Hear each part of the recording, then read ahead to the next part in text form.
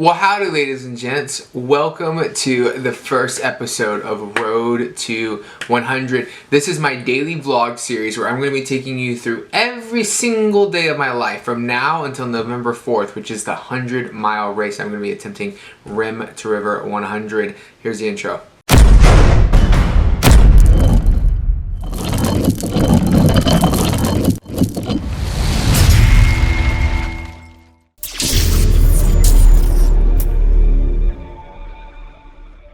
Alright, so here we are.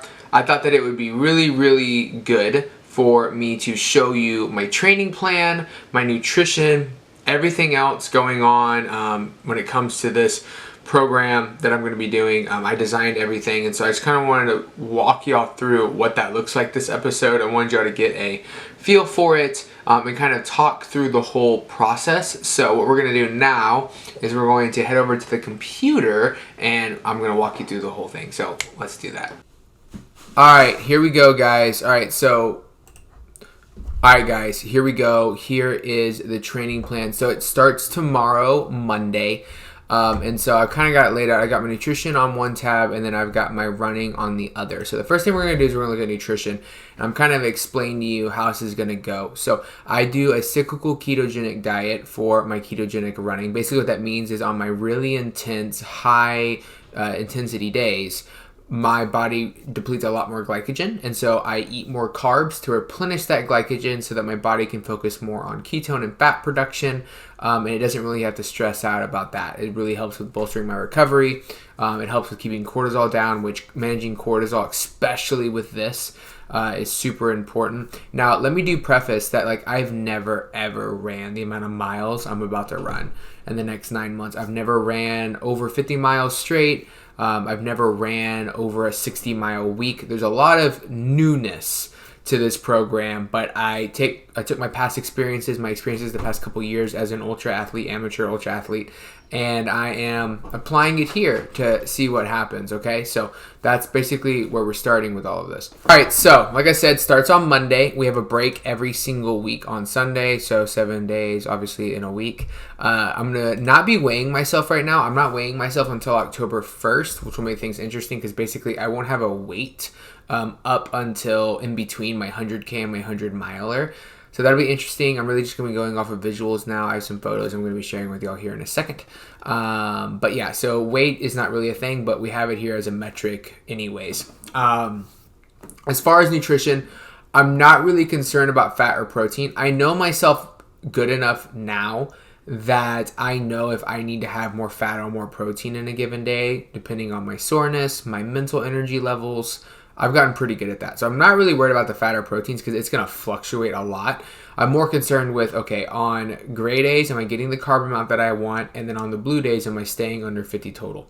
And then my overall calories, okay? So Mondays, Wednesdays, and Saturdays are my most intense days, meaning they're the days that demand a lot from my body. They are an intense run with an intense workout, whether that's distance or intensity in terms of a tempo or a fartlek.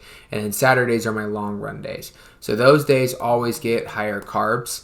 And then the other days, even if I run on Tuesdays anyways, and I also train on Fridays, those don't always get carbs. Now you will see carbs start to get added in on Fridays in the next week. We see this right here in week 2. I'm going to play with that. I'm going to see if I notice a difference. If I don't, I'm going to take it away. Again, carbs are as needed basis. So if I find that I benefit from them, I'll keep them in. If I find that I don't get anything out of them, I will not keep them in. And that just continues on, right? And so the calories, this is where things get interesting. So the calories are from a concept that I call the Primal Metabolism method. And it's a method that I devised from my Primal Metabolism program. You can find that in the link below in the description. But it's the idea of move more, eat more, meaning I do want to lean out a little bit before my first race, but I want to do so in a methodical, healthy way.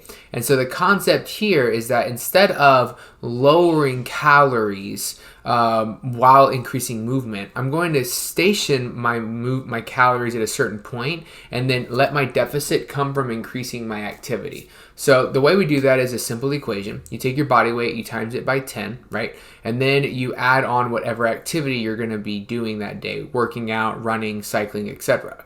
There's a lot of calculators that'll help you figure that out. For me, average 100 calories per mile. So if I'm running 40 miles a week, that's 4,000 calories divided by 7, and that's how many calories I add on to my base.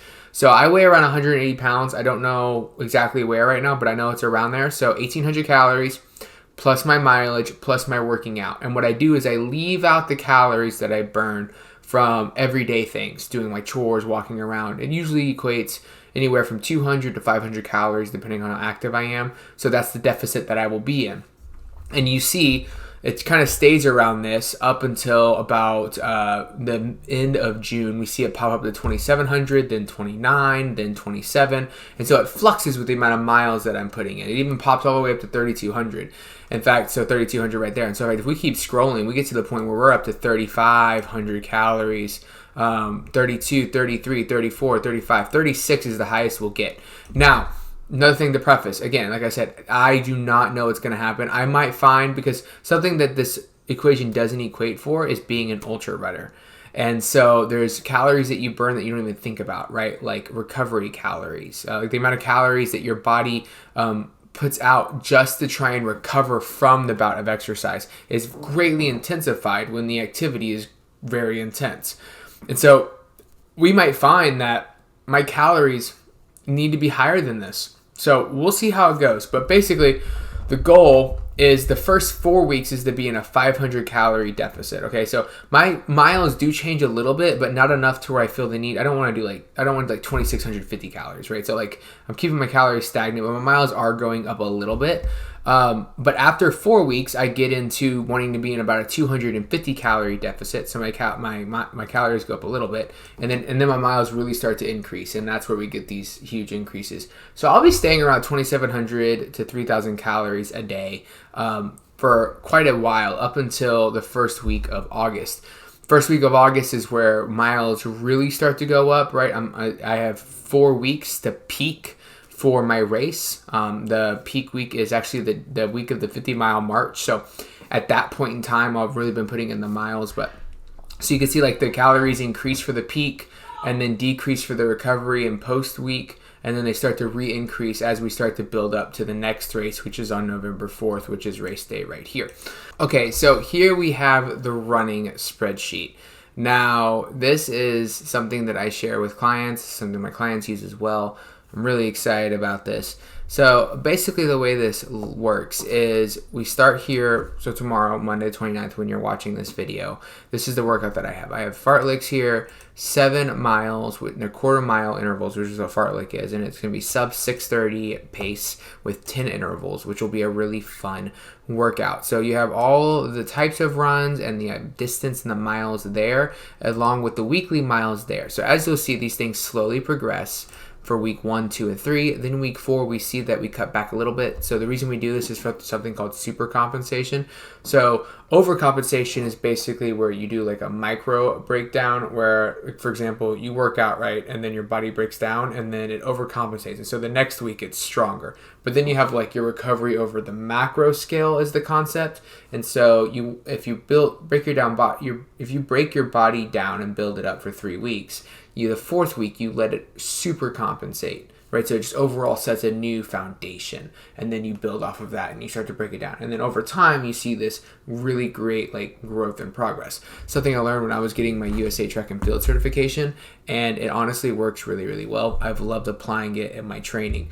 So you'll see like 3 weeks here, then a down, and then we have 4 more weeks, and then we see it come down again. Now you might be asking, okay, well, John, you just said every 3 weeks, 4 weeks. Well, it gives and takes, right? So sometimes for super compensation, you can do 3 weeks of training and then a break, or you can do 4 weeks of training and then a break. But I typically haven't found benefit from pushing it past. So like 5 or 6 weeks, if you haven't taken a week of down regulating your training just a little bit in intensity, you're not really doing yourself any justice. So think of this as like a runner's version of like a deload week, right? Basically is what we're doing. So we'll see again, the 3 weeks build up to 46 miles, and then we'll see it come down to 39. And then I'm slowly building up because I've been around 30 miles the past couple months. So I don't want to just jump to 60, right? I want to slowly increase and let my body get acclimated.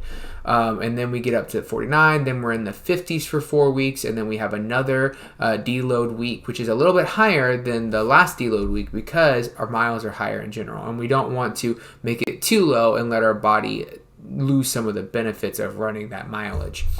And then it bounces back up with 58. So then now we're in like the 60-mile range right here, and then we peak at the 50-mile march on the 26th of August, and then we peak at 100 miles. So that's going to be a huge jump.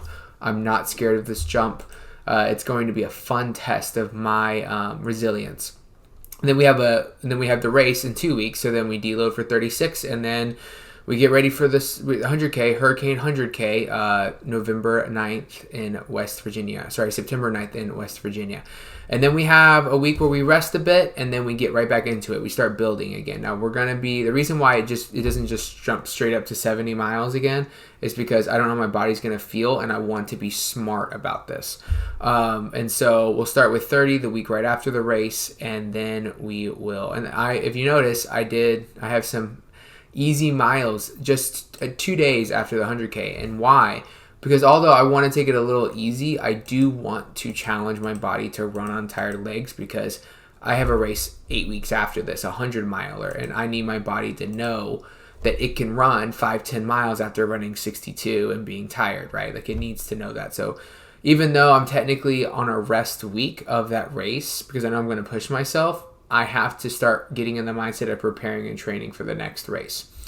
So mileage right after, but just low mileage. And then we start creeping back up again, 58, 65, 76, 83, 102 will be the peak week. So if you notice, there's no super compensation in this break. And the reason why is because about 5 weeks into this, and we're starting to taper for our race. Our peak week is only 5 weeks after the 100K. 6 weeks, but we already took that first week off. And so if you're following here, we took that rest week off. And so we have 1, 2, 3, 4, 5 days, and then 5 weeks. And then that 6 week we peak. So 5 weeks of intense increase. And then we taper for that 100-miler on November 4th. So that is the running plan. So that's the nutrition plan, and that is the running plan. Now, I don't plan on changing these, but I will be flexible as I need to be. Okay, now one thing I didn't address on the computer, because I didn't have any data for it, is my workouts. So as far as my workouts go, I'm going to be following the split that I generally do. That is going to be a 4-day full body. So I have 4 compounds. So basically what I do is right now I'm doing like bodybuilding splits, just working on bone density and overtaxing the muscle 1 day a week.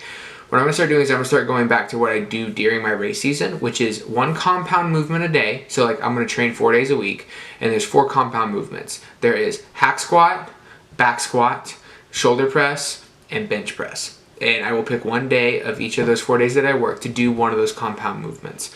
On top of that, I'm going to do a 30-minute Tabata style full body workout. I love these things. They're great for functional fitness. They're great for getting my heart rate up. They complement my runs so well, and I do miss doing them. They're really fun. It's 45 seconds on, 15 seconds off. There's 7 exercises. You do 3 rounds of 7 exercises. So it ends up being 21 sets, and then you have an ab circuit after that. And so that will be getting done 4 days a week with the compound lift. So generally these workouts will take me anywhere from 40 to 50 minutes, depending on how much rest I take in between sets of my compound lift. It is a super fast-paced, intense, fun workout approach, and my body reacts and responds from like a visual aesthetic perspective, but way more importantly from like a performance perspective very well to this approach. So that's what we're going to be doing from a training perspective. So that's the nutrition, that's the running, and that's the training. If y'all want access to these spreadsheets, I can definitely give y'all copies, and you can like mess with it and make it your own. If you like have a goal, you want to run a race, let me know in the comments. I would love to facilitate that for you. So I hope you enjoy this first just kind of like introduction into the program and plan, and I will see y'all tomorrow.